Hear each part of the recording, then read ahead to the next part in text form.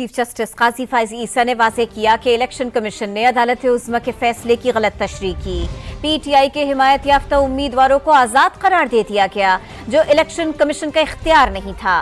तहरीक इंसाफ के किसी उम्मीदवार ने फैसला चैलेंज भी नहीं किया।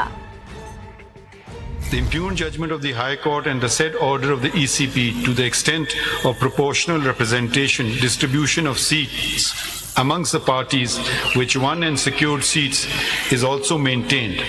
However, since the ECP calculated and allocated the seats to the parties by the exclusion of the Pakistan Tehreek-e-Insaf (PTI) candidates, therefore to such extent the impugned judgment of the High Court and the order of the ECP are set aside. During the hearing, it transpired that a number of candidates had submitted their nomination papers with a declaration on oath that they belonged to PTI, supported by an affiliation certificate of the said party. The ECP, by misinterpreting the judgment of this court, ECP had no authority to declare validly nominated candidates of a political party to be independent candidates. It is important to mention here that neither the PTI nor any candidate affiliated with PTI approached either this court before or during the hearing of these proceedings or the High Court to challenge the decision of the ECP, declaring them as independents.